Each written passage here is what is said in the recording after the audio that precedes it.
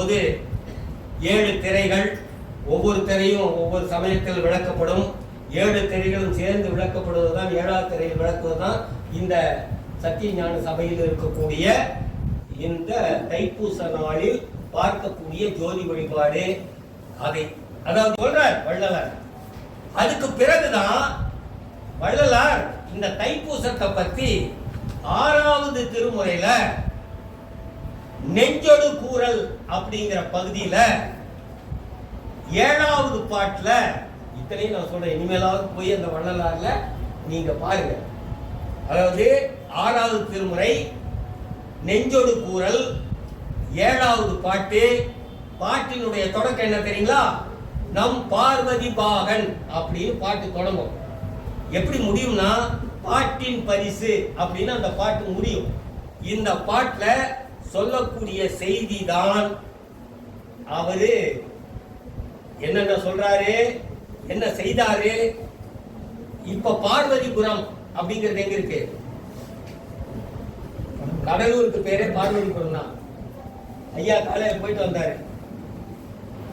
பார்வதிபுரம் அதுல ஒன்ன கட்டினாரு. அதுக்கு பேர் என்ன? உத்தர ஞான சிதம்பரம் அப்படின்னு ஒரு பெயரிட்டு பிரஜோற்பத்தி ஆண்டு ஆனி மாதம் தொடங்கி தை மாதத்திற்குள் சபை ஒன்று கட்ட வேண்டும். அது 8 கோணம் உடையதாக இருக்க வேண்டும். தாமரை வடிவத்தில் இருக்க வேண்டும். அங்க இருந்து பார்த்தா தில்லையில் இருக்கக்கூடிய கோபுரம் நமக்கு தரிசனத்துக்கு கிடைக்க வேண்டும். அதற்கு ஞான சபை கட்ட வேண்டும் என்று அந்த சபையிலிருந்து தென்கிழக்குல பார்த்தா கோபுரங்கள் தெரியும் அப்படிங்கிற மாதிரி அவரே ஒரு வரைபடம் வரைஞ்சு வள்ளலாரே கொடுத்ததுதான் இந்த காலையில் ஐயா போயிட்டு வந்த இடம். அந்த இடத்துல சத்திய ஞான சபை என்று அதற்கு பெயரிட்டார். நிறைய வரலாறு இருக்கு. அது இடையில இது இன்றியமையாத பகுதி மட்டும் நான் சொல்லியிருப்பாங்க. சத்திய ஞான சபை இதை சைவர்கள் என்னென்று அழைத்தார்கள்? சத்திய ஞான சபையை என்றால் பொன்னம்பலம் என்று அழைத்தார்கள். எதிலையுமே இல்லாமல்ல, வள்ளலார் எல்லாவற்றிலும் இருந்து எடுத்துக்கொண்டு கையாளுகிறார். அவர்கள் சொன்ன பெயர்கள் வேறு, இவர் இட்ட பெயர் வேறு. நமக்கு இவர் என்ன சொன்னாரு?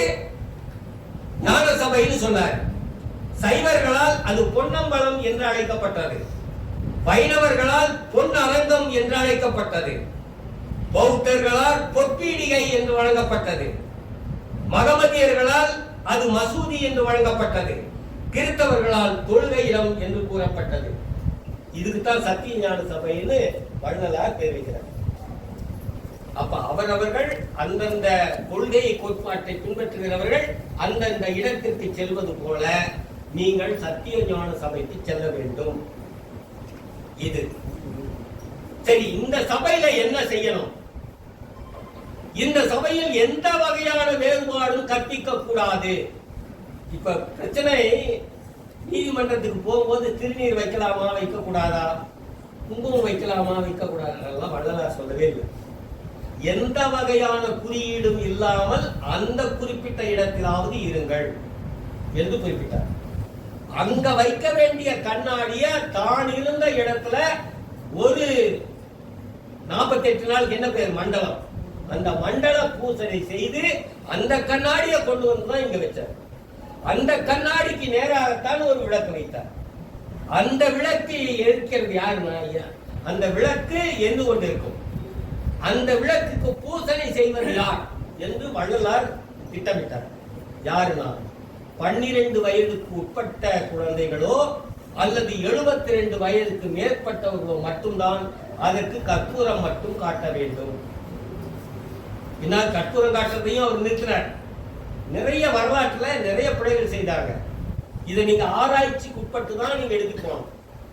அந்த 12 வயதுக்கு உட்பட்ட சிறுவர்களோ 72 வயதுக்கு மேற்பட்ட ஆண்களோ மட்டும்தான் அதற்கு கற்பூர ஆரத்தி காட்ட வேண்டும். அதுலதான் இந்த அந்த கண்ணாடியினுடைய அளவெல்லாம் கூட இருக்கு. 5 அடி. அது வெளிநாட்டு கண்ணாடி. ஒரு மண்டல பூசை. அது மேட்டுக்குப்பத்தில் செய்தது. அதுக்கப்புறம் ஞான சபைக்கு நிலைப்படுத்தினாங்க. கண்ணாடி எதிரில் ஜோதி விளக்கு, அதில் தான் தடைகள் 7. காலையில பேசிட்டு இருக்கும்போது 7 திரைகள், ஒவ்வொரு திரையும் ஒவ்வொரு சமயத்தில் விளக்கப்படும். 7 திரைகளும் சேர்ந்து விளக்கப்படுவதுதான் 7ஆவது திரையில் விளக்குவதுதான் இந்த சத்திய ஞான சபையில் இருக்கக்கூடிய இந்த தைப்பூச நாளில் பார்க்கக்கூடிய ஜோதி வழிபாடு. அதாவது இதையும் வள்ளலாருடைய முடிவையும் எதிர்பார்ப்பாங்க.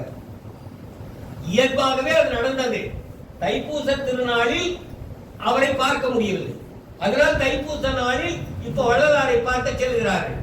அந்த குறிப்பிட்ட நாள் கிடையவே கிடையாது நம்ம கிட்ட. எந்த கணக்கும் நம்ம இடத்துல இல்லை. ஆனால் வள்ளலார் எப்படி தோன்றினாரோ அப்படி மறைந்தார் என்பதற்காக ஒரு நாள் தைப்பூச நாள் இல்லை. அது வள்ளலார் சிறப்பான நாள் என்று தைப்பூச நாளில் அவர் மறைந்திருக்கிறார் என்பது மட்டும்தான் நமக்கு வரலாற்றில் சொல்லப்பட்டிருக்கக்கூடிய உண்மை. அதனால்தான் வள்ளலாரை விரும்புகிற அல்லது வள்ளலாரினுடைய பணியை மேற்கொள்கிற, வள்ளலார் கோட்பாட்டை பின்பற்றுகிற, வள்ளலாரினுடைய இன்றியமையாத ஒன்று. இதுல எத்தனை பேர் இருக்கீங்கன்னு தெரியாது. நான் திரும்ப திரும்ப எல்லா இடத்துலையும் போகும்போதும் சொல்லிட்டு வரக்கூடிய 2 செய்திகள். தமிழ்நாட்டில் சிவப்பிரகாச சுவாமிகள் வர்ற வரைக்கும் தேவார ஆசிரியர்கள் 3 என்று அழைக்கிற வழக்கம் தான் இருந்தது. சிவப்பிரகாச சுவாமிகள் வந்த பிறகுதான் அவர் அருளி செய்ததுதான் 4 நான்மணி மாலை. 4 என்கிற தொடரை முதலில் நிலைப்படுத்தியவர். அதாவது இதெல்லாம் முதல்ல கொண்டு வர, இதையும் பின்பற்றினார் வள்ளலார். திருஞான சம்பந்தர் சொல்லுகிற ஞானம் என்கிற சொல்லின் அடிப்படையில் தான் தைப்பூசம். தைப்பூசம் என்றால் ஞானமடைதல் என்று பெயர் சூட்டினார். இல்லைன்னு சொல்லக்கூடாது. ஏன்னா நீங்க இந்த பாட்டுல, இந்த அழைப்புல கீழே ஒரு பாட்டு கொடுத்துருக்கீங்க. அது உங்களுக்கு தெரிஞ்சு கொடுத்தீங்களா தெரியாது கொடுத்தீங்களான்னு எனக்கு தெரியாது. அந்த பாட்டு அங்க இருக்கு. அது என்னன்னா, உங்ககிட்ட அழைப்புதல் இருந்தா வீட்டுல போய் பாருங்க. தானே அருள் ஆனான், தானே பொருள் ஆனான், தானே எல்லாம் வல்ல நான் ஆனான், தானேதான் நான் ஆனான், என்னுடைய நாயகன் ஆனான், ஞானவான் ஆனான். இந்த ஞானவான் ஆவதுங்கிறதா தைப்பூச நாள். ஞானவானாக திகழ்வது. ஞானவானான் அம்பலத்து எம்மான் என்று அந்த பாட்டில் இருக்கு. இந்த ஞானம் அப்படிங்கிறது எப்படி வரும் என்றும் வள்ளலார் நமக்கு பேசுகிறார். முதல்ல 7 திரைகளை சொல்லிவிட்டு பிறகு அந்த ஞானம் பெறுதலுக்கு நான் வருகிறேன்.